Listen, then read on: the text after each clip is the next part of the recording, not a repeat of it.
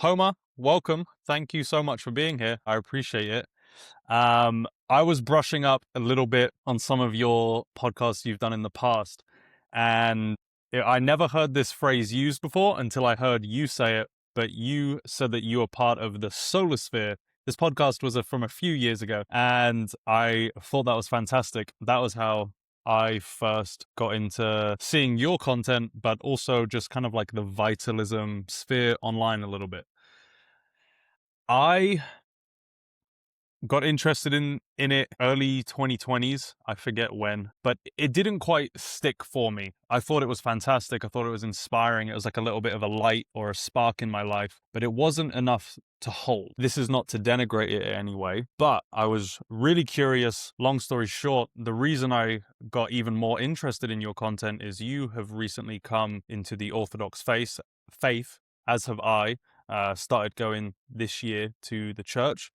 And I really wanted to hear kind of your journey with the solar sphere, vitalism. Not that there's anything wrong with it, but was there something that wasn't quite enough that led you into a deeper route for faith? Yeah, so there's a plane going over. I don't know if you hear that or not, but uh, the solar sphere is an OG term, like within the space. I guess more like on Twitter. But yeah, solar sphere gave me a lot in my life. It's the reason I'm on the path I'm on now. It provided me with like you said, a bit of light in a world of darkness and psyops and all the rest of it. And I think being able to see health and what it means to be healthy and sovereign of the mind was huge for me to kind of unplug from the matrix, or just whatever levels of control the system wants to impose on us and our belief system and what we put into our body, how we perceive medicine, health. It really, really helped me unplug. So I'm forever grateful, and I'm still obviously we're both a part of like the solar sphere and the vitalism space. Um, but I've come to realize that health and vitality overall are how I like to think about it is are a supplement. Like it is a supplement in my life.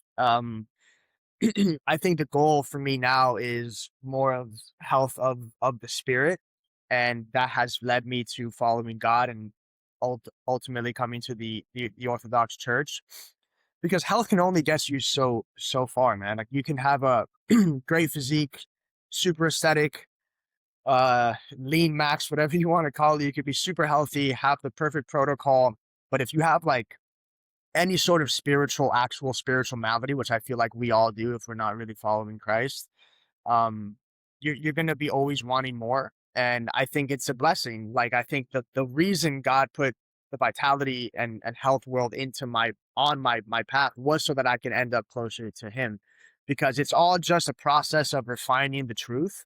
And you start in the rabbit hole of like, oh, a cured patient is a lost customer, and you end up in like this space and this this machine that kind of feeds off of people's sickness. They also don't want you to believe in God, and I feel like they reject God. They reject the notion of a higher power, because if they're at the head of the totem pole, then they're in control what you think and what you do with your life. When there's God above them, they kind of lose that power. And whether or not that's specifically orchestrated by the powers that be, or that's just how evil and greed kind of work itself out in the world, I was able to realize that the message of Christ, the love, the grace, the forgiveness, the justice, like everything that it is, kind of filled that God-shaped hole that I had inside of me. And now I see it as it's just it's a never-ending pursuit to I guess in the Orthodox Church you would call it theosis. Um, and to me, a big part of that is kind of purifying the vessel through health and through these different vital practices. And yeah, man, hope that Yeah. answers, but I'm willing to go deeper, obviously. Why I don't know if you have any family links or upbringing links, but why the Orthodox Church? Was that something you were raised in? No, I was raised not even, I mean, very, very loosely Protestant. Maybe went to like three or four Easter services my whole life, really.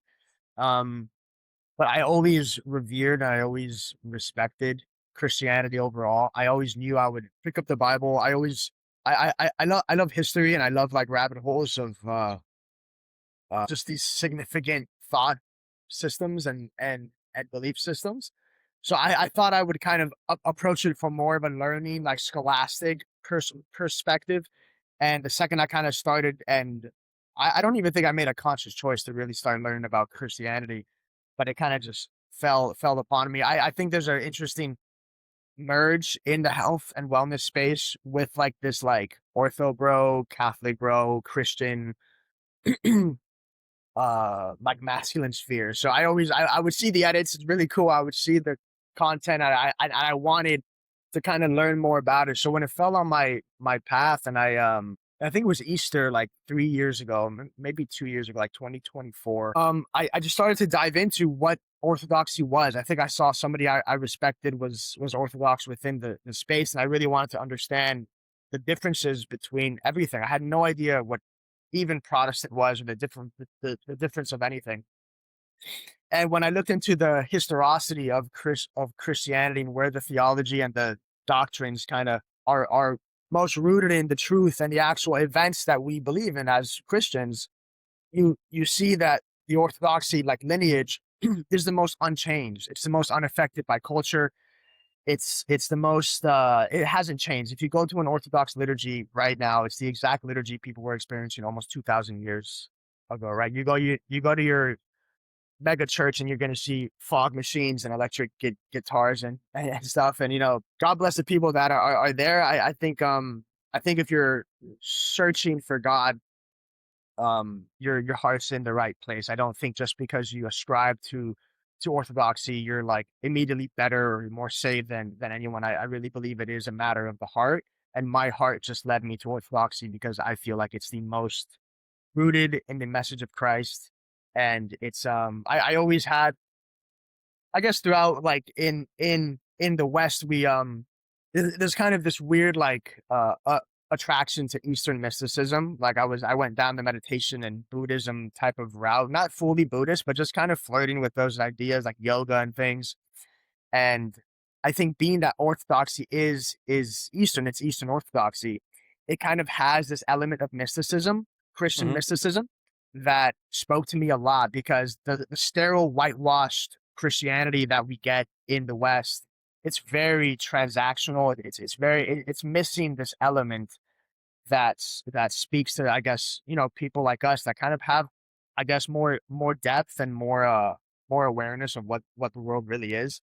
So that message of the leaning into the mysticism, but also having that firm root and foundation of Christ, like really spoke to me. I'm not saying I fully understand it, but I'm still learning every day, and it's fantastic.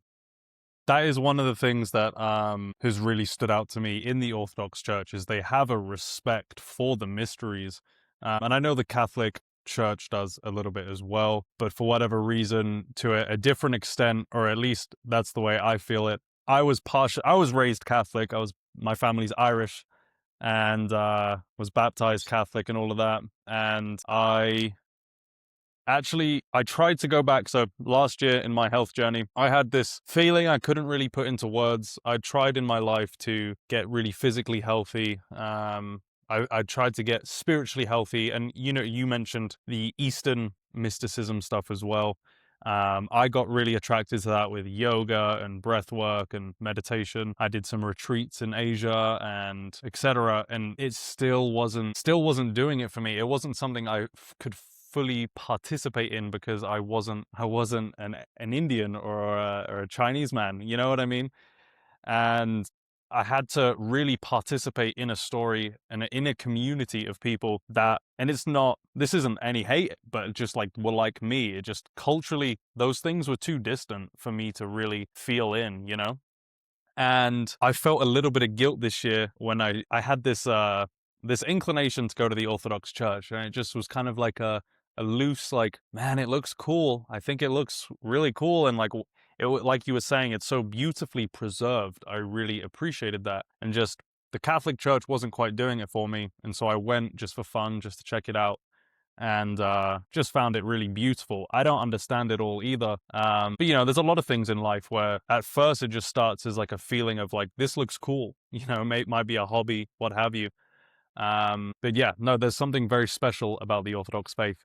I'm reading a book right now called The Crisis of the Modern World. It's like 100-year-old book from Rene Guénon, and he's talking about how talking about East and the West and their philosophy and religions, and how the West is really seeking something from the East. And I don't think he knew about Eastern Orthodox at the time, but you kind of alluded to this earlier that I don't know how to put it, there's kind of this combining of the East and the West perfectly for us in Eastern Orthodoxy, where we get some of the Western tradition, we get some of the Eastern tradition. It feels like a little bit of like a yin yang picture for me. It feels very complete. Yeah, no, and that's it's interesting because technically, if we're looking for something that is like us, like you said, the Asians, you're not Chinese or you're not Indian. Eastern Orthodoxy specifically, you go to some of these parishes and I go to an Antiochian church and it's Arabic, there's Greeks, Greek Orthodox church, so technically, I feel like there is somewhat of a separation, but the beautiful thing about Christianity itself is that he came for everybody.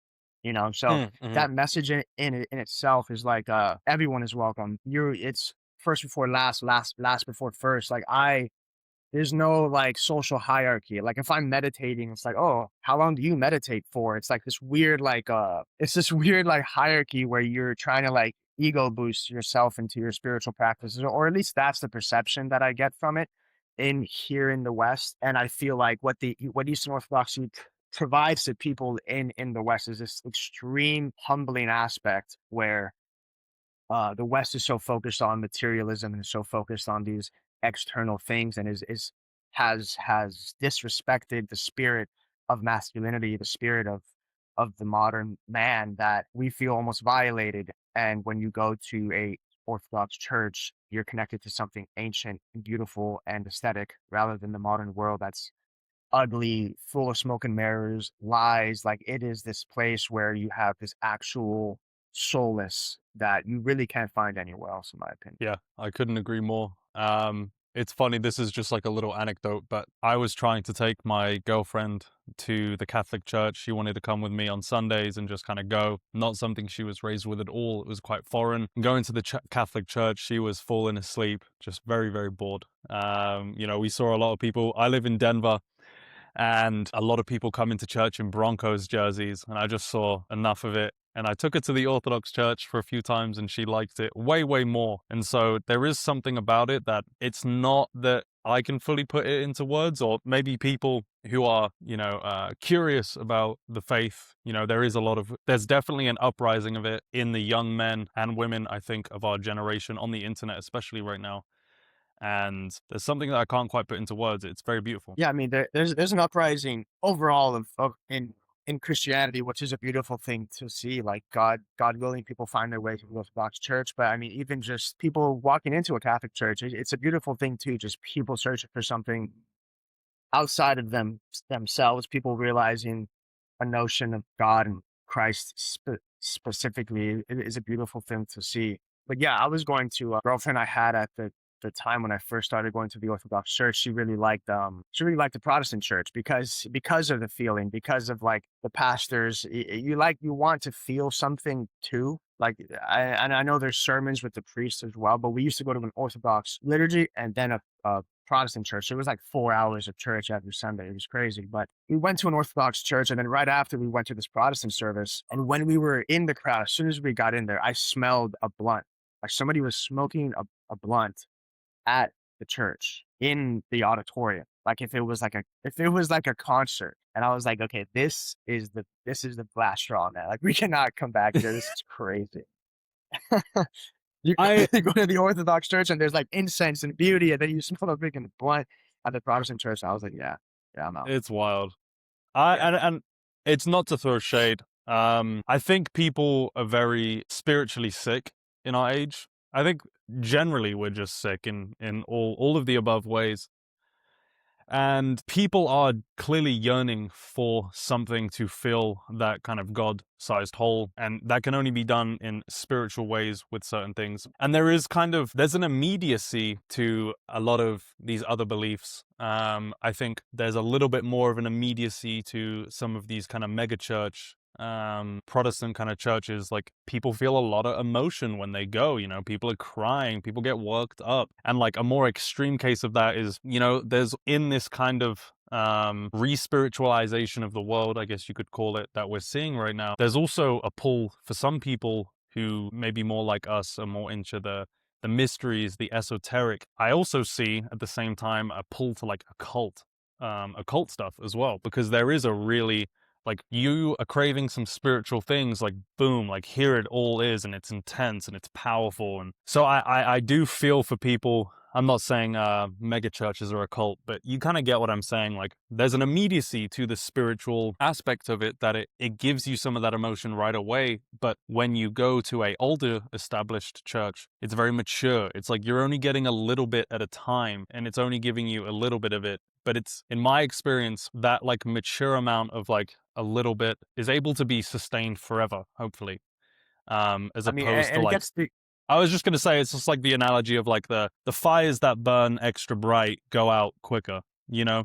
as opposed to like the steady flame. Yeah, I think it gets to a point of diminishing return too with that dopamine injection you get at the Protestant church. Like, it's not, there's this quote, it's not a church just because it feels good. Like, Hmm. why are we so, why do we want to feel so good? Like, do you think it felt good being scourged and whipped and crucified? Like, that is a extreme suffering, extreme sacrifice.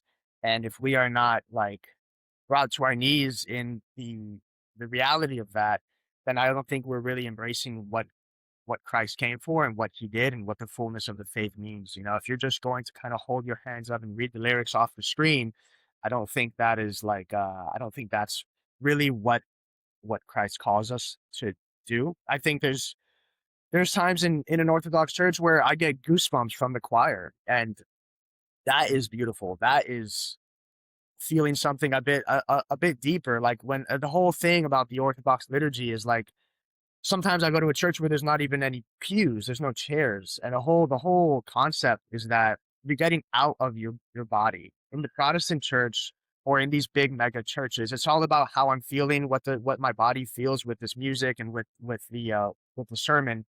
But when you have the incense, you're activating the sense of smell. Your legs start hurting because you've been standing for hours. Now you're getting out of the body. There's no instruments because the instrument God gave us is our voice. That's why there's a choir only. And you're allowing yourself to kind of get out of the body and into the spirit. And I feel like that is where that interaction with God really, really, really happens. Um and and yeah, yeah, I just value that a lot. It kind of feels like it's a little bit opposite, whereas the megachurch experience is kind of getting into your body and Yeah. feeling deep emotions, feeling all of this stuff, whereas the Orthodox example that you just gave is a getting out, like you said. Last year, I mean, I've spoken about this a lot, maybe not with you, but last year was like a massive existential crisis for me, where I really had like a reckoning with myself and kind of saw my whole life flash before my eyes. Not literally, like it wasn't like an NDE or anything, but I was like, just what am I doing? And I had this instinct, like I said, of wanting to become whole. And I found out that is like, and I don't know much about it yet, but that's something that's talked about in the Orthodox Church, is becoming fully human. At the time, I kind of heard this idea through, I don't know if you've seen this guy, Dry Creek Wrangler. It's like this old cowboy guy on YouTube. He just like puts a camera up, he has a cigar, and he talks. He's really cool. Oh, Very yeah, old, I have old I wise have guy. seen. Yeah. Yeah. And he was just talking about, man is made in a trinity. And I think this is a simple way to put it, but the point comes across is, we're made in the image of God, so we're a trinity. And it's like, we have our mind, and we have our soul and our heart, and we have our body.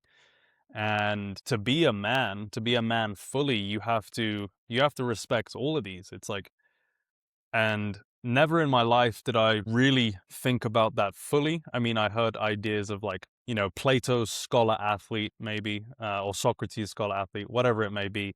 And he said, like, if you're a man and, let's say you can't go to the gym and, move some heavy weight, lift your own body weight, you're not really a man. But if you're not intellectual, if you're not researched and well read in the world, that's also not good. But if you don't have a creative side and you can't read poetry, like he just kind of made this comparison of becoming whole, and that's a very simple, like a three-way whole. I think there's more spokes to the wheel, but it felt like until I stopped neglecting the religious spiritual side of things, I was never able to become physically fit or do all of these things at once, if that makes sense. So you're saying that the spiritual piece was what was missing for everything else.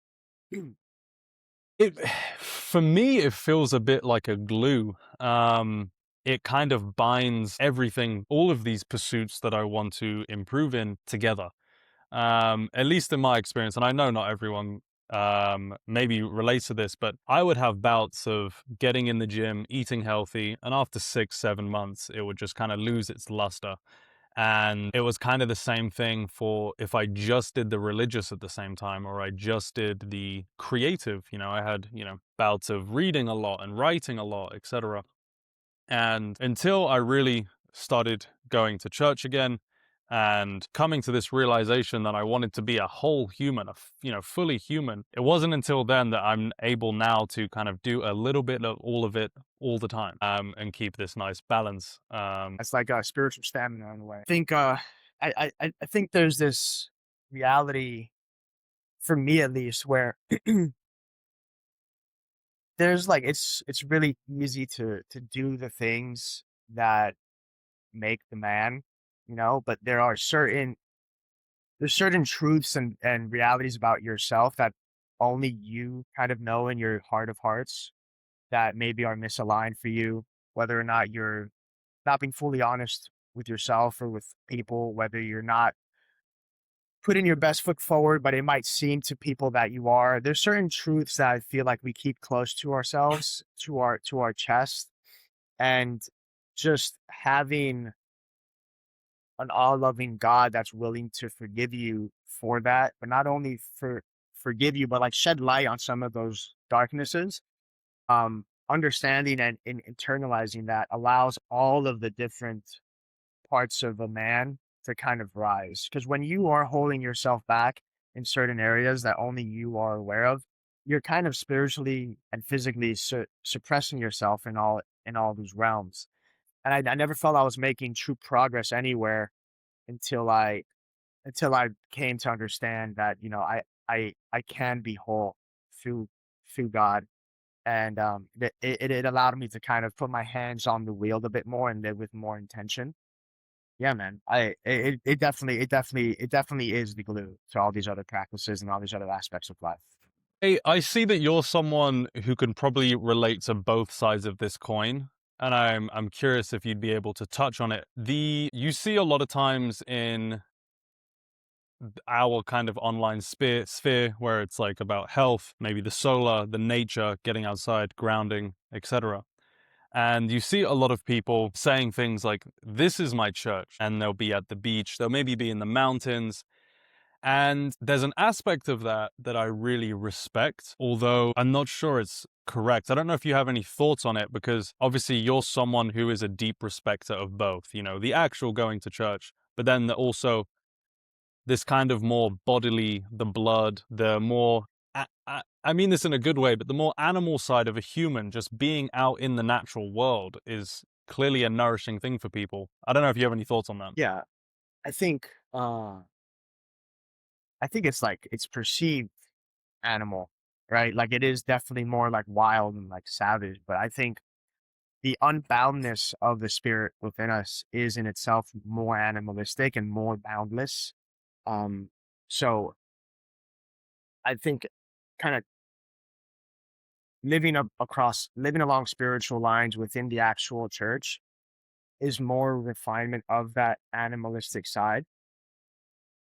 Um, and I do see that a lot. This is my church. I think it's kind of like just a cute thing to say if you don't really like fully understand like what a church is supposed to be. Is it a grounding practice to be outside at the beach or in nature and go on a hike? Of course it is. You're definitely in proximity to God's creation, and that's a beautiful thing. Um, but if you are truly, a Christian and you want that and you seek to live in the fullness of that, then you're reading scripture and you're understanding that God did set up a church and that the church is his body. And although we are in his creation, where we gather specifically in his name, that is that is where we have that conscious contact with him. That during prayer, um, and I think when that might sound very foreign to some people that do say the beach is their church or anything. So I can only speak from personal experience that when you understand and realize that something clicks, where you understand that truth, then all the other things kind of immediately go to second place. Because, like I said, it's all a supplement.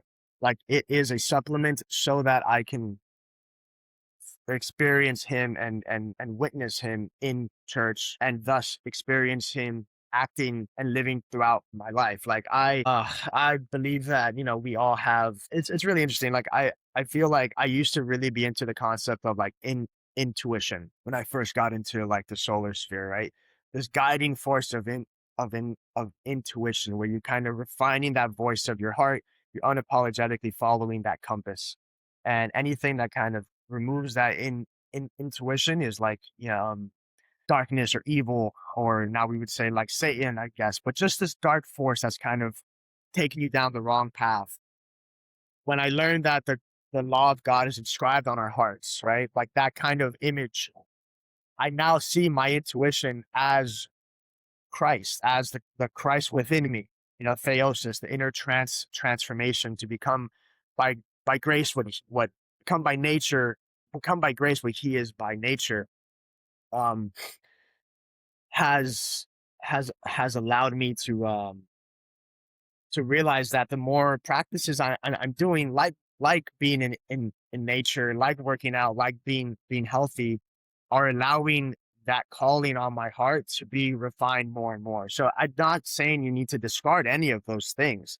I'm just saying that they truly are supplemental to the church and to that understanding of God. It does. It feels If like, that makes sense. in like a bridge or an archway where you have that kind of keystone that is different from all the other stones, but it's the one that's in the middle at the highest point that holds all of the others in the archway up. I heard that analogy a while ago, and it does genuinely feel like that. How did you get into? I was listening to one of your podcasts and you were saying, you've always been into health, into fitness, into lifting. Your first job was at Gold's Gym. And Yes, that's a good cut. and um how did you get into the more, you know, I use this word, I don't know if there's a better word, but the more esoteric side of things. You said you're in the solar sphere, this kind of intuition, this manifestation kind of realm. How did you get pushed, or how did you find yourself down that pathway? Because a lot of guys just growing up in the gym don't go that route. Yeah, I mean, I think if I didn't grow up in the gym, I probably wouldn't have gone down that route because I wouldn't have prioritized that world at all. But like you said, for many, many years, I was kind of that on and off gym goer. And I wouldn't say I was like the most unhealthy person, but to the standards that we have now, as far as knowing like what real food is, I wasn't there at all. I was a protein powder pre-workout gym bro for like years. And Yeah. that really creates an up and down consistency within the gym. Um, and I think around COVID, like early 2020, just understanding and realizing first and foremost, like the sun, like the simple inversion on our perception of the sun and what it does to our bodies and how life-giving and powerful and healthy it is to get sun and how that in truth is inverted by the powers that be around the same time that they were starting to push the vaccine. That kind of allowed me to that like shedded light on a lot of darkness in the world, and it made me realize that I was now a commodity. I was being made sick. I was being marketed to. I saw everything for what it actually was.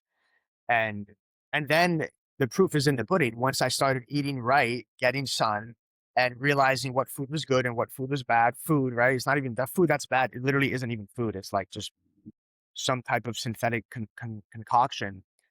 Um, and it allowed me to feel better with my workouts when I realized how important sleep was and how important all of these different aspects were to my health and to my physical body. um, the consistency came easy. Like it just made so much sense. And for some people, it seems like every time I make a post about sun, people get so mad. It's like they want you to be afraid of the sun. It's so strange. Some people need like more, they need something else. They need like a list of studies or something to kind of get out of that paradigm. But for me, like it clicked so easily.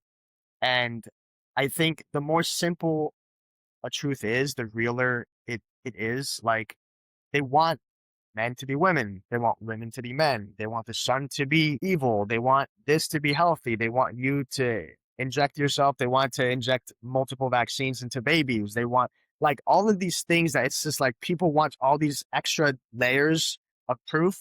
For me, it's just it all I saw it for what it really was.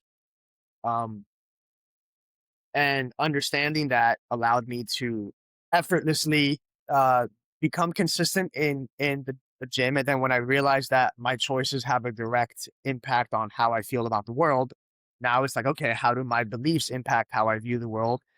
And if my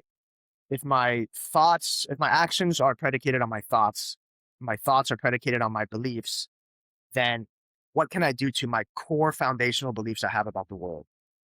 And then I realized that literally anything is possible, you know?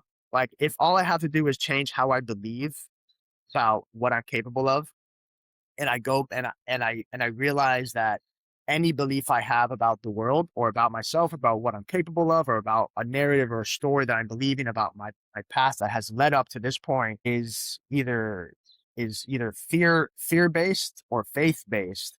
And even back then, I didn't have like a solid faith, but it was a faith in the good, a faith in something that isn't bad. We have so many foundational beliefs that we don't realize are rooted in fear and limitation. So the fact that the health and wellness and the vitality space brought that light into my mind and to my spirit and allowed me to see that I can literally do whatever and anything I want in this life. I am cringe, but I am free. I can gamify this life. I can do literally whatever I want. This is a video game. Um, it was the most liberating feeling ever. And that led me from the NPC gym bro to where I am now. Along the way, what were some of the more influential figures or books or thinkers that helped flesh out that intuition that you had from NPC Jim Bro to Homo Helios? Shout out Bronze Age pervert, like Bronze Age mindset, really like allowing just allowing having people that had a very different view on the world and really were like the counterculture of the modern world and this like weird sterile soy boy western mindset that is kind of just given to us. Helped a lot. Becoming Supernatural, that book by Joe Dispenza. um Nice. I need to yeah, write that down right now because it's such I've a been wanting to read amazing that. book. Yeah, Psycho Cybernetics by Maxwell Scholes. Reality Transurfing.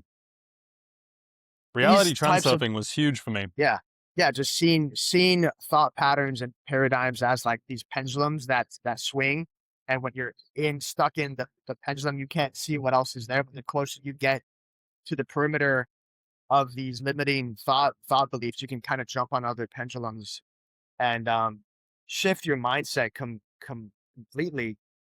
The Helped initial a lot.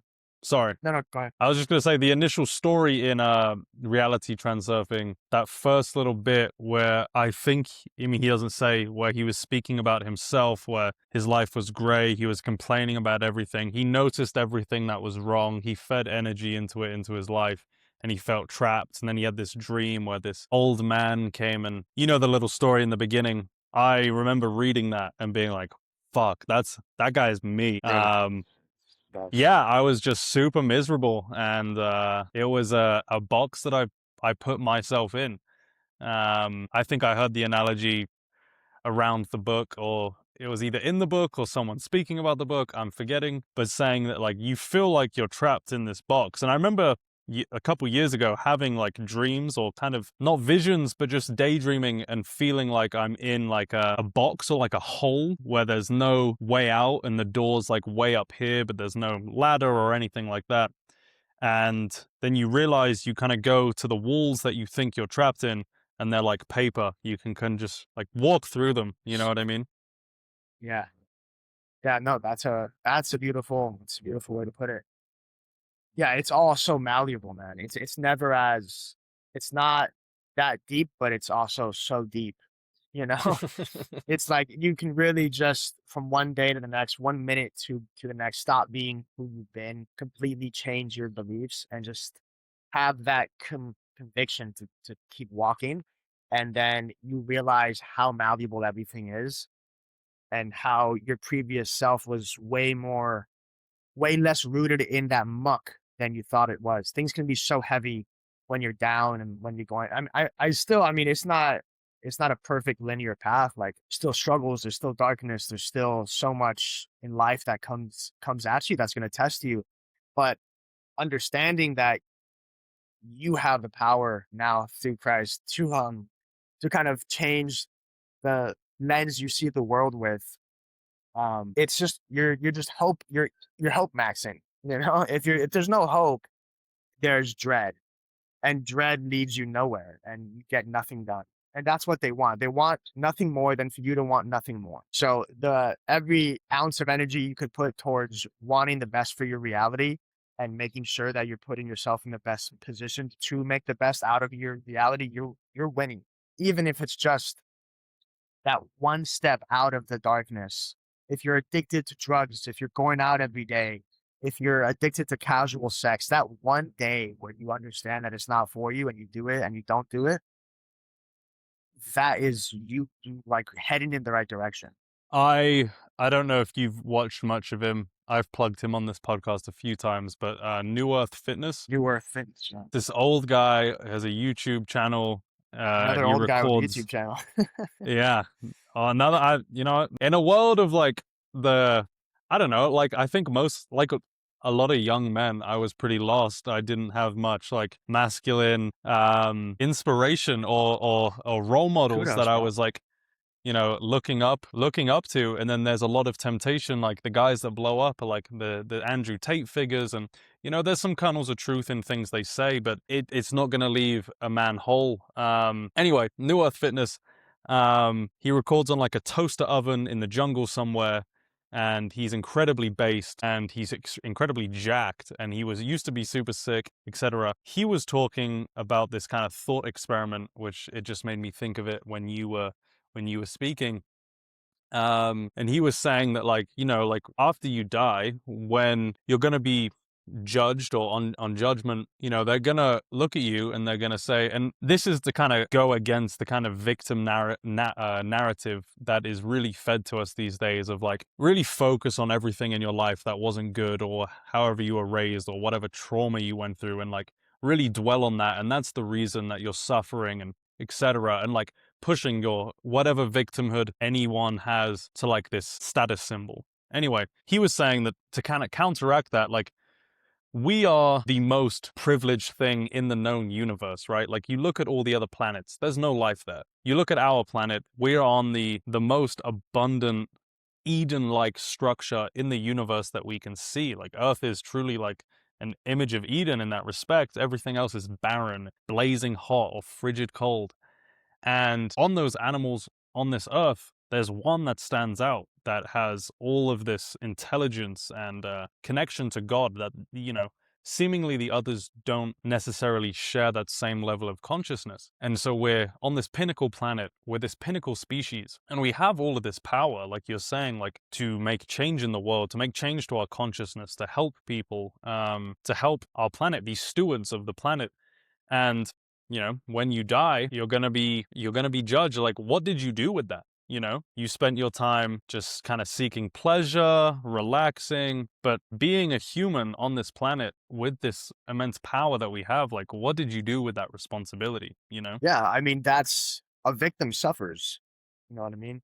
and somebody who's, I mean, not that there's zero suffering in the opposite, but really embracing by default almost this victimhood mindset that we have, where there's no way out, and every narrative about your life puts you in a place of puts you in a victimhood mentality.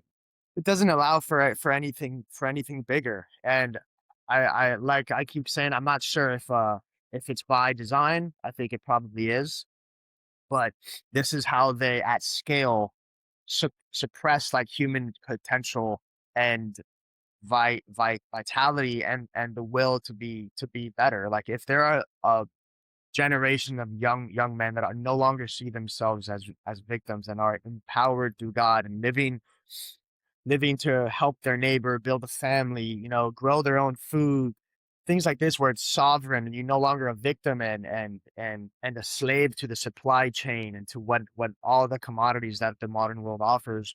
You are now a threat to that system that profits off of that victim mindset. So the second you're able to unplug from that, you realize how powerful and how spiritual and godly we truly are.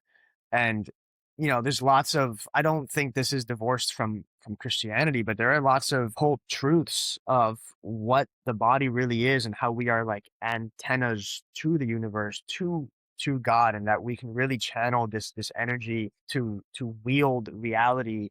And you know, we the books like The Secret kind of they don't joke, it's a very real thing, but they kind of add this layer of like parody to the concept of manifestation, or the concept of wielding reality to your will through God.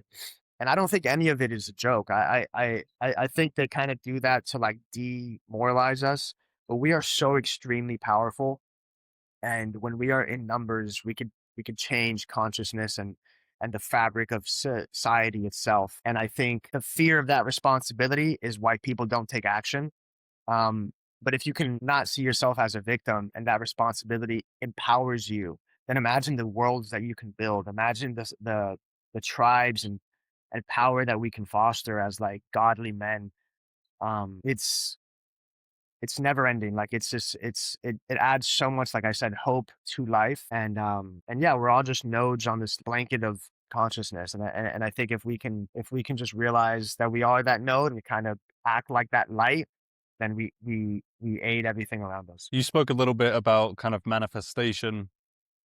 This is something I've loosely been thinking about. I don't know if you have any thoughts on it. I don't know if it's different or like a dichotomy or what have you, but this kind of relationship between manifestation, kind of willing and thinking things into existence, but then this also kind of this surrendering to reality, allowing to kind of go where the river pulls you, like not really having much thoughts about it. And just, I don't know if you see those things as inverse or against each other, or a relationship between both to have in your life. Yeah. Yeah, I think you can control your inputs in this world. You know what I mean? I think when you try to control every little aspect, you're kind of getting out of God's plan. But I think controlling your inputs and trusting God, God is the manifester. And you could, if you're following God in your heart and you know that what you're doing is you're not going against anything that you feel to be right, when you're following God, that you are in essence like manifesting your destiny by default. I feel like when we try to control things, we start to manifest other realities. You know what I mean? Because Mm. we're removing ourselves from God. So I think we're always in a mess of our own making, and we're always kind of controlling what comes next. It's just a matter of the quality of those inputs and how aligned they are with God's plan. And surrendering to that flow is it is. It's a weird it's a weird dichotomy for sure. But surrendering to the flow, I feel, is God's plan, like working out in your life. You can't always, you're never gonna control exactly what comes next. And I feel like that kind of just sets you up for disappointment, because if things don't go exactly how you want, now it all falls on your shoulders, rather than just allowing God's plan to act out in your life and trusting that whatever comes was meant for you. Well said. Here, let me just take a little piss real quick and I'll be right back. I'm gonna find a see if I have like an extension cord because this laptop's kind of old. I'm like at 19%. I wouldn't want it to die. It's going down pretty quick. Yeah, if you just Can need you to hear me? figure that out. Yeah, yeah. Let me. No worries, brother. All right. Slight switch in location. No worries. I love the wave shorts. I have that exact pair. Proper setup, huh? That's fantastic. You hear me? I like your wave shorts. I've got the exact ones. They're so good, man. They're I really love the nice. shorts. Yeah. Yeah, he's cool. I want to go out there to LA. That little collective of guys is a really cool little group. I met Case and Cool, I'm right? getting close with Jason. But we'll have to go visit Nice. at some point. Yeah, I was with Case in Costa Rica, man. He's a great guy. Yeah, no, he's a gem for sure. I'm actually moving Or to San Diego, so I'll be out there no way. When are you moving? October. That's very exciting. Huge, because you've been in Miami most of your whole life, no? Yeah, I mean, I've traveled a lot, but I've never actually lived elsewhere. So Hey, that's cool, man. Good for you. I'm excited for you. Um, appreciate it. that'd be cool. San Diego seems a good place to be. That's the best, dude. I love it out there. I haven't been. I have to go soon.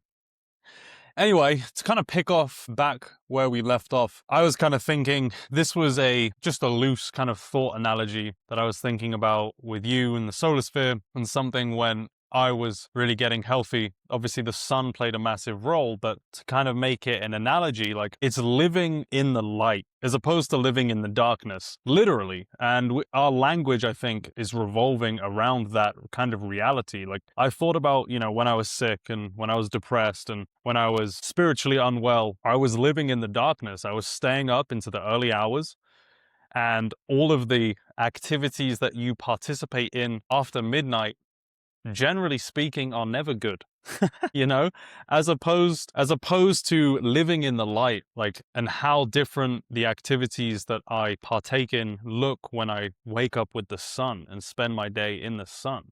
It's a very, very different existence. It's like this kind of existential truth, or your living truth of, like, no drug dealer is waking up. Maybe some of them are locked in, but maybe no one's waking up at 5 a.m. for the sunrise to go have a nice drug deal. No one's watching Netflix you get what I'm saying, or going to the club at 7 a.m. Maybe in Miami, but you get my point. Yeah, and this kind of goes back to the simplistic truths that people kind of they reject, but I've really, really accepted. Is majority of your life should be spent outdoors. Like that is just a fact. And going down these health rabbit holes, these biohack gadgets, and all these different supplements, and so many different like little thought camps of health and vitality. Whether you're into Ray Peat or Jack Cruz or Paul Saladino, all these like figures. What it comes down to is like, are you regulating your nervous system enough to maximize life, because life and health go hand in hand. Your life living in its fullness is vitality. And what that relies on the most is light, information, reacting to your skin, reacting to your eyes, reacting to your spirit, your mind, your brain.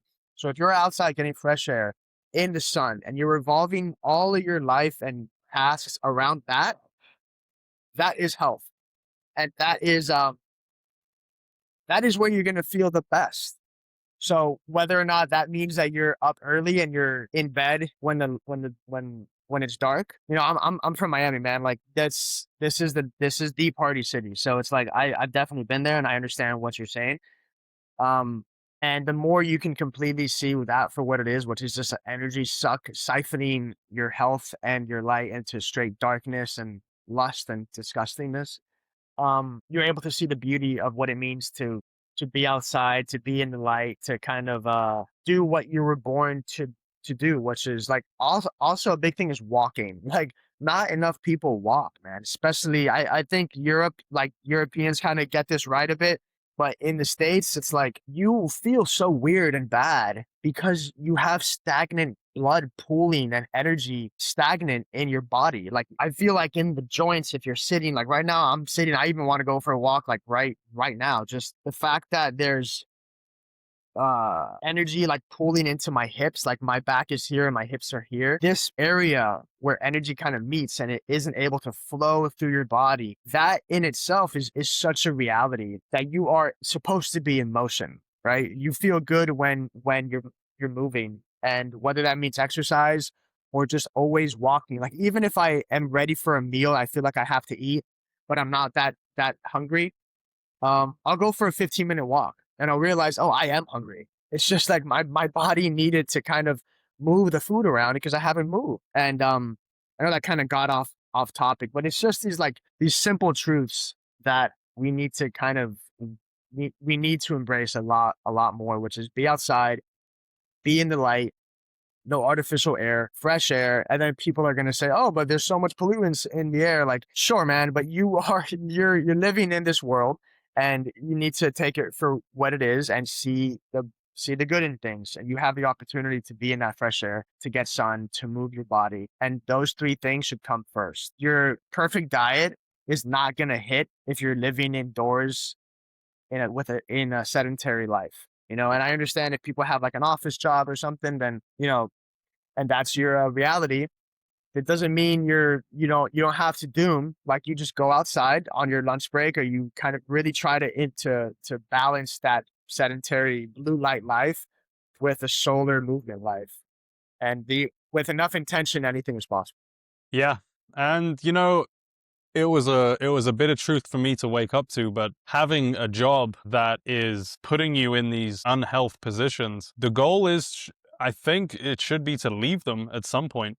All of these jobs, like in the ideal world that isn't rooted in all of this fear, like if, let's say hypothetically, if no one was living in fear, you were speaking about like hope versus fear, how many people would have a 9 to 5 if they weren't fearful? Like, I feel like the reason you have a 9 to 5 is because you're fearful of not having, stability. You're fearful of not having enough money, etc. And I know Yeah, man. there are some realities with that. Like if you have a family to provide for, you got to do what you got to do sometimes. But Yeah. And even if you do have a family to provide for, I'm sure you want to be around that family more. So why are you choosing to not be around your family for 40 hours a week? You know what I mean? You're missing crucial time with your children, crucial time with your wife, crucial time with, lack of a better term, the programming your family rather than the screen and propaganda programming. Then if you care about that, and if you're watching this, you probably do. So yes, in some cases you have to do it, but you need to have a goal to get out of it, because it's an aversion to risk. It's an aversion to belief, faith that you're capable of more. Money is energy, right? So money is energy and time. And if you are deciding that your time is worth the money you're getting, which means you are showing up to a physical place and clocking in while somebody is siphoning that energy and time out of you, there's somebody at the top of your job, not in the cubicle. They're not at the desk, which means that your time is feeding their freedom rather than your time feeding your freedom. That's the only name of the game in this value of exchange that we call careers and monetary gain, is that your time is equal to your freedom. So you are choosing to have a job that needs you to be in a physical place, indoors, doing something you don't want to do because you're afraid of the risk of the other option. And I think that the only risk is not taking any, because one day you will literally die. And that's just what it comes down to it. Like if you are not accepting the fact that one day you're going to die and this day is all you have, it's this day for the rest of your life, one day at a time. So what can you do right now so that tomorrow you wake up and you're one step closer to not being in this 9 to 5 prison, really is what it is, spiritual prison.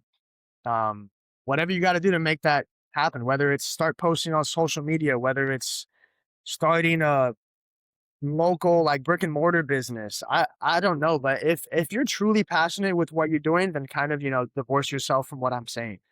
But I think more likely than not, you feel like you're meant for more and you don't want to be showing up to that job. So whatever you can do. Oh, where do I start? What do I do? What business do I do? I don't know, man, but you got to do something. Like just think of something and do that. And then maybe the what you actually want comes and branches off of that. But you need action. You need action. or you're just going to be stuck. You're going to be stuck there forever. And then God forbid you have a family and now the kid's in high school and you're still working the same job. It's like nothing changes if nothing changes. So you need to get your ass into gear. God wants you I to. I yeah, 100%. I was trapped in horror. I've been trapped in horrible jobs for a long time, my whole adult life, and it is kind of this identity thing. It's this paper walled prison that we spoke about, that you keep yourself in it, and you have to think like, which is scarier? Like, you're scared of leaving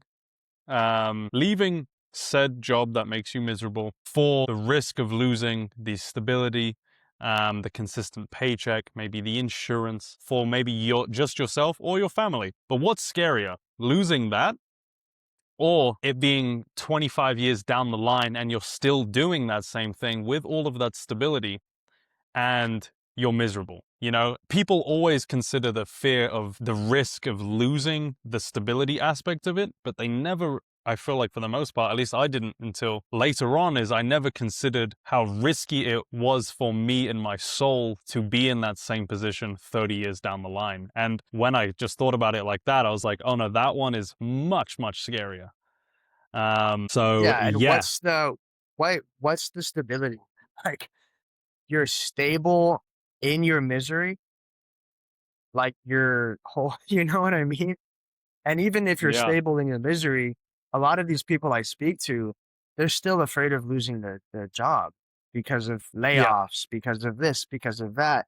So really, it's like it's literally an illusion that you're holding on to, this illusion of safety and stability. And a lot of times we're not afraid of change. We're afraid of the victory that comes with success. And honestly, I can attest to this even outside the 9 to 5 realm. Like you're not you're yeah you just we're not afraid of change. Your spirit and your patterns are afraid of the change that comes with the new reality, whether you realize it or not.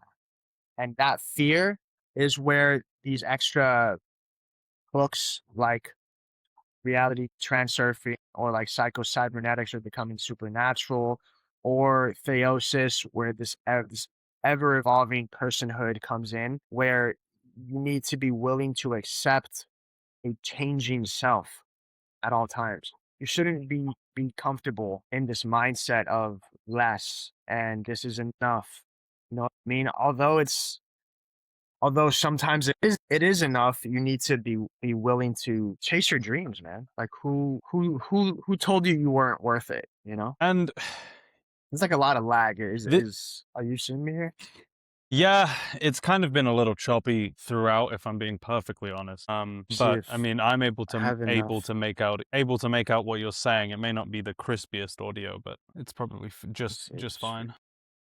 yeah, why not? Let's just keep it going. The ever flowing personhood, like you were saying, and this kind of makes me think of your analogy with your hips and your back earlier, but throughout your life as you grow as a person in age, there's often people are scared of that change. There's a reluctance to that change. But when you zoom out and look at your life, it's like, and I feel like people don't realize this until they have kids, but what you realize is you're only this age once, whatever age that may be. And they all come with different kind of patterns, different behaviors, and kind of surrendering to that flow of like, when you're a kid, you're going to behave in this way, and there's a best way to be a kid, but that best way to be a kid may not be the exact same behaviors. Some of them should carry through. Anyway, you get my point of like, I see a lot of people our age, 20s, 30s, and they're stuck.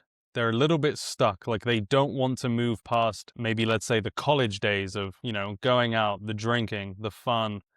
And there's this, I see a lot of people in our age getting stuck there and not able to transition into parenthood successfully, becoming a husband, becoming a wife, having children, losing some of the things that you once had that are nice and are fun, but you can't stay there. Uh, Yeah, man. So what really stood out from what you just said was like you don't have to think about being a kid. You don't have to think about thriving. And this kind of really goes into not that I'm an expert in it, but in kind of the Ray Peat thyroid space where you're constantly focusing on energy flow and how to optimize the the the cellular metabolism to kind of have this youthful exuberance about life and this energy and this unrelenting uh in intuitive direction, right? That to me is so interesting that the Ray Peat space allows diet and spirit and philosophy to kind of come into one.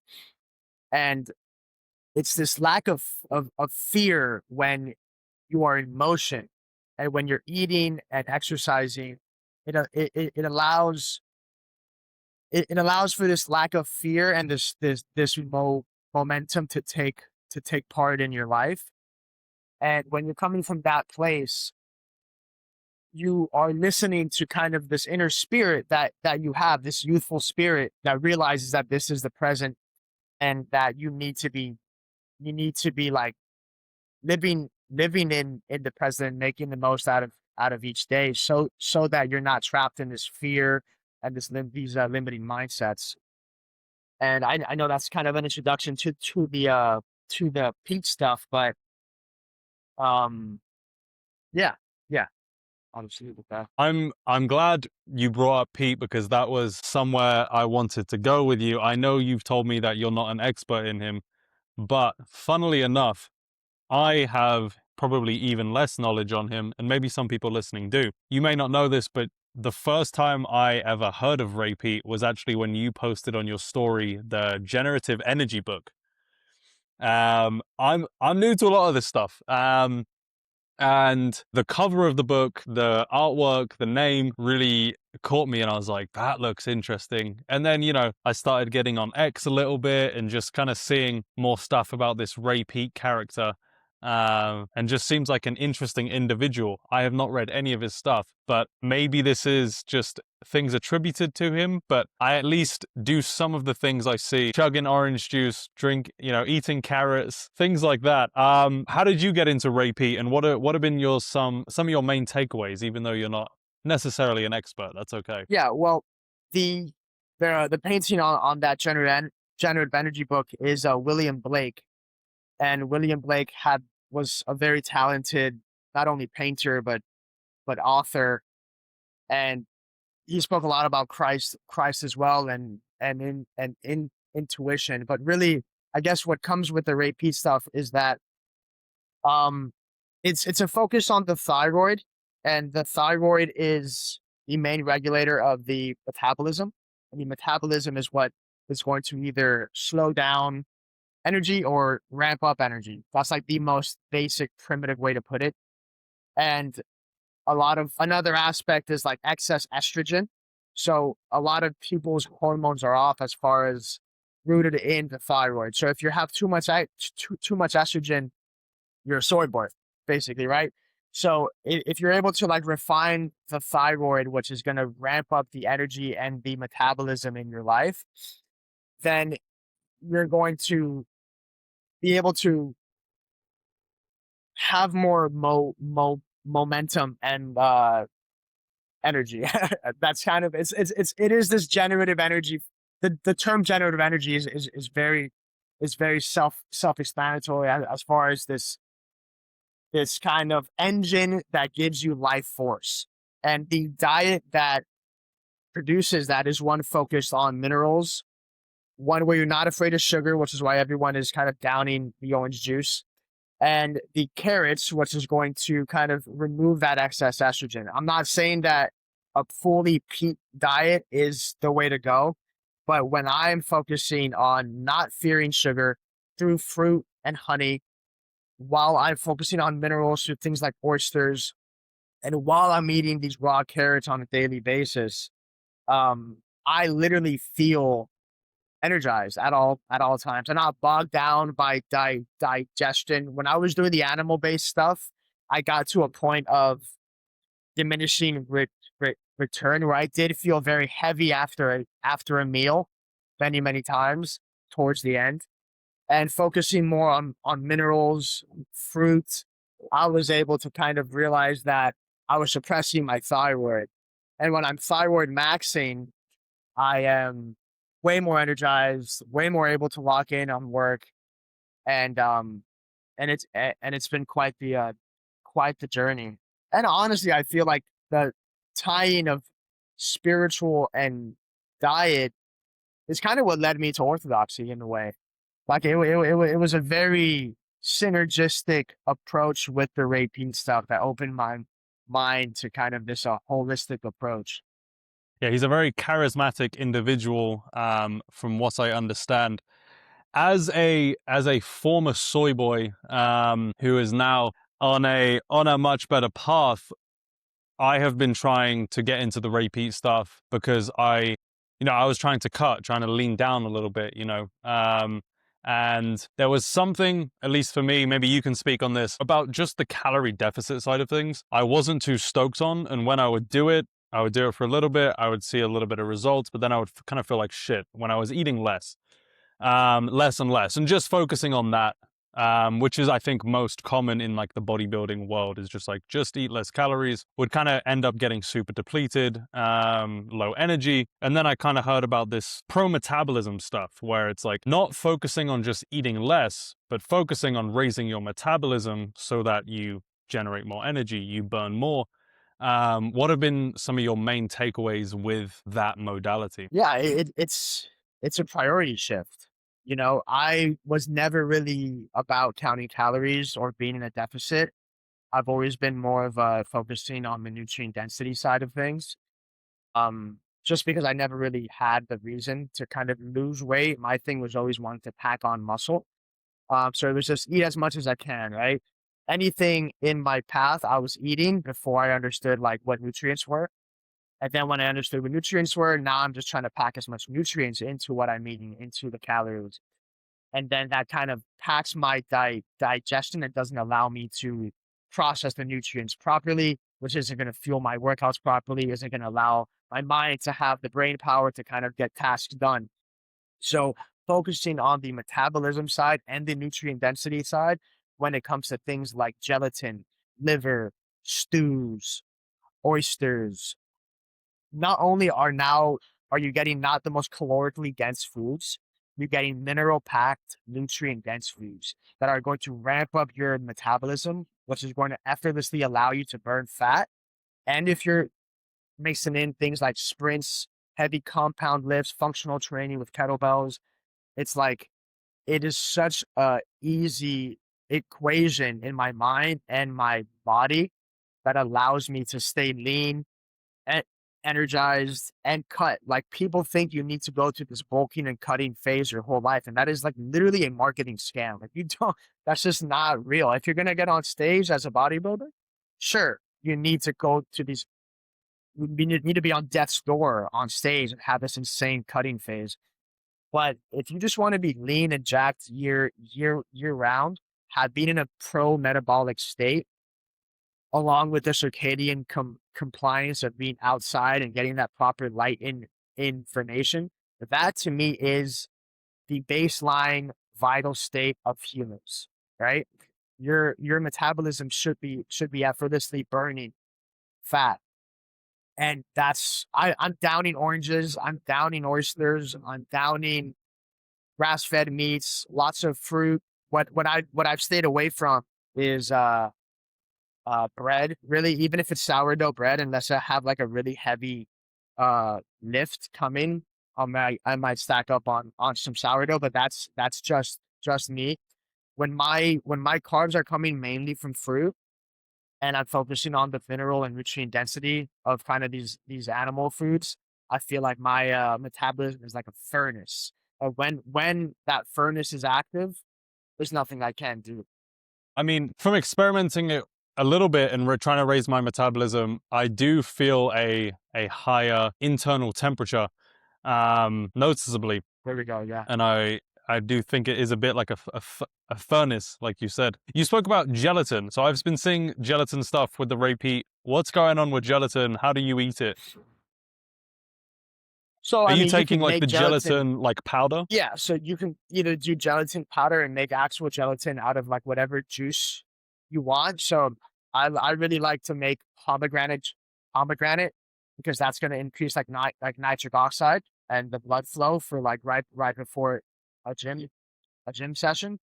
Not that I'm eating gelatin right before the gym, but having that in my body is just going to create for a more oxygen rich blood flow state at all times. So I'll do my ideal trio is beetroot powder, watermelon juice, a pomegranate juice mixed with like grass-fed gelatin. Mm. And not only are you getting the benefits of those juices, but you're getting the benefits of the amino acids that are in the gelatin as well, which are going to allow your body to just be in a more pro metabolic state, a more robust state. A lot of these other diets are void in these amino acids. Um, so yeah, it just allows me. Also there's also glycine in gelatin, which is why a lot of people have stews. I think just focusing on a more gelatinous rich diet is going to allow your body to kind of use these amino acids in the proper way, which gets better sleep. I'm sure you heard of glycine having effects on proper sleep, but there's so many amino acids that are in gelatin because it comes from bones, right? So you're getting that collagen, you're getting just a lot of things that are missing in the modern Western diet, way beyond the liver and organ meats. So I feel like focusing on this has really been the last puzzle in the holistic approach of my diet. Yeah, there's a lot of those supplements, whether it be amino acids or glycine or gelatin or what have you, that could truly just be fixed if you're eating a more whole animal approach, nose to tail, because we only eat muscle meats. And muscle meats are fine, muscle meats are good, but it's not the whole animal. And I think it's like a unique position we've put ourselves in for like the first time in history. When we kill an animal, we're not eating the whole thing. And I think they were designed to have all of the nutrients you need in the ratios that is present within a whole animal at once. Yeah, Um, almost like God and put that's that been there for something us, like, right? Isn't that crazy? yeah, yeah. Um, Yeah, I was taking glycine for a little bit, and then I was just kind of getting more down the line of like, I don't want to be taking really any supplements. How can I just get these things in food, as if thinking of my now whole foods that I'm eating as the supplement, instead of taking zinc. And this is something I see you speak about, like, instead of taking zinc, slunk some oysters. Instead of having your Yeah, these multivitamin, have synthetic a bit of forms, man. liver. It's another simple truth. Like, why take vitamin D when you go outside? Why take zinc when there's oysters?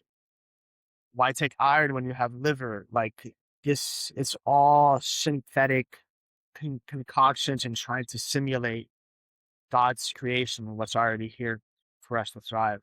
Do you think, I've heard it be said that like the synthetic things that we create are, and this is maybe a little extreme, are almost always evil and trying to mimic God's creation, but it will never quite do it in the same way as how it just naturally occurs in nature. Yeah, biohacking versus bio-returning, man. Like you cannot hack what is already here for us. It's just not it's not gonna hit the same. And yeah, I would say anything that is inverting God's creation is inherently evil. So if you're seeing the solution in something synthetic, you're not realizing the answer in God. We haven't spoke about honey yet, and I know you are a big honey respecter. Yes, sir. Why do you love honey so much, and what got you into honey more seriously? Honey is easily digestible sugar, fuel. It's mentioned in the Bible many times. Raw milk and honey is like vital potion of the vital elixir of life. I think bees are godly creatures. They live in this divine order that can only be seen through the lens of God, in my opinion. And they just bring the beauty of flowers and the beauty of that color into this beautiful substance that we call honey that's full of minerals and enzymes.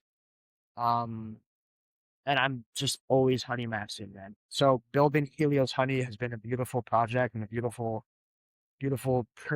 pursuit. But to be working with the bees firsthand has been has been such a blessing to understand the process more, and seeing the beehive as like a medicine cabinet where you have not only honey, but you have pollen, you have propolis, you have beeswax and honeycomb, and it's just the ancients viewed the beehive as a medicine cabinet, essentially. Like propolis was an antibiotic. Before we had gut nuking antibiotics that destroy your gut microbiome, we had propolis that not only support the gut microbiome, but heal any ailments and sicknesses that you may be experiencing. So another simplistic truth, like there are medicine in herbs, in honey, in the beehive, and and honey is just a beautiful thing that nature has for us to thrive and be extremely vital.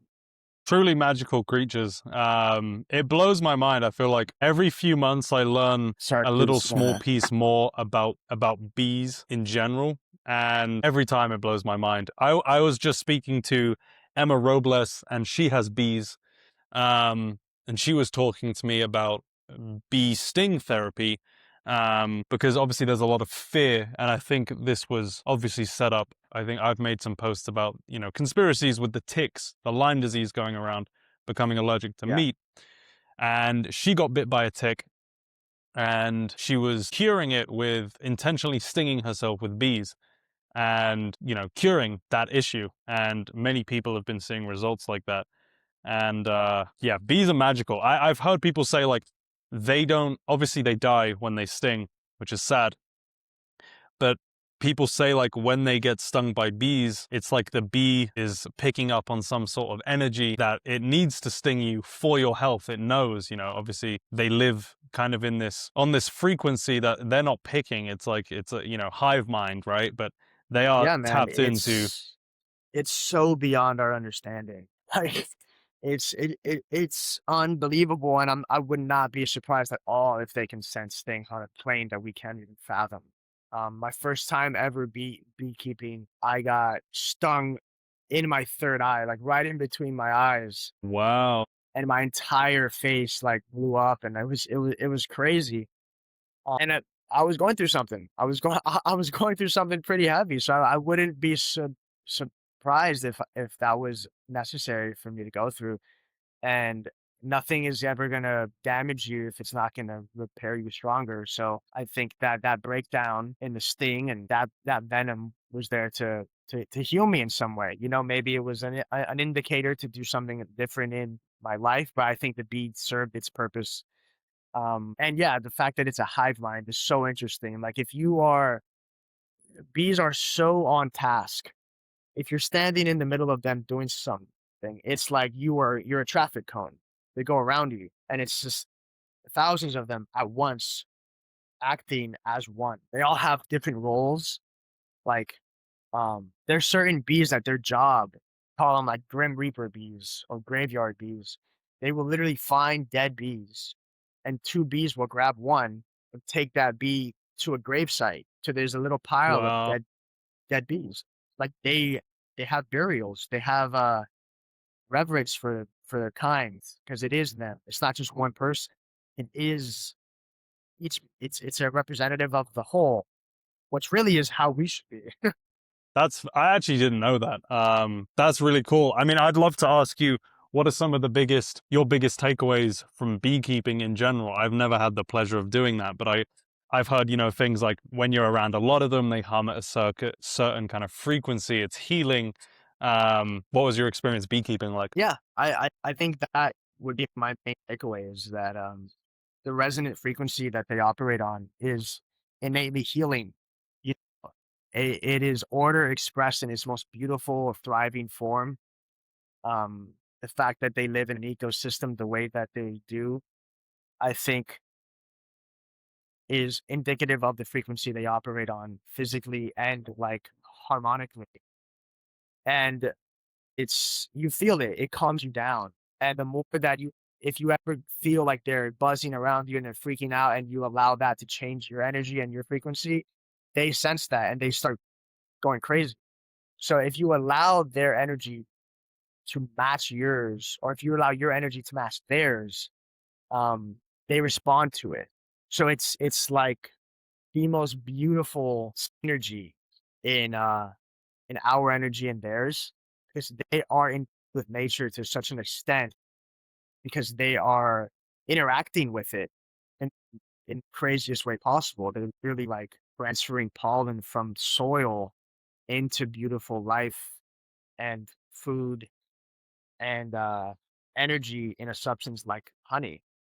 And just a quick fun fact is to understand the order that they live in is like within the hive, there are bees in there that will it's like an internal thermostat. They need, I forgot the exact degree, but they need the hive to be at a certain temperature.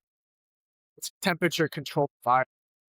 They'll have bees fluttering on this side and fluttering on this side, making sure that the air stays exactly cool, not too hot, not too cool, at that exact temperature, so that everything is sanitary, so that the honey can be built properly and allow the bees to come in and out. And they don't do this. It's not like they're doing this to like they're not. I mean, I don't know. I'm not gonna project on them, but it's all working perfectly, and it's nothing is wrong with it. They're living out the purpose without any other thought, which is just it's an amazing thing to witness.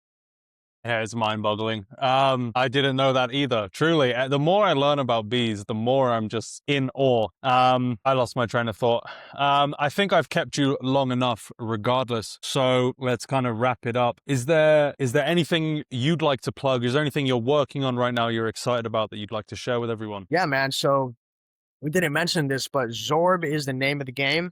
Zorb maxing. I see a lot of people posting about Zorb, and it's like, I mean, I obviously post a lot about Zorb, but Zorb is a term that I coined that means to absorb the sun in the most beautiful, natural way possible without any fear, without allowing it to charge your body and your spirit.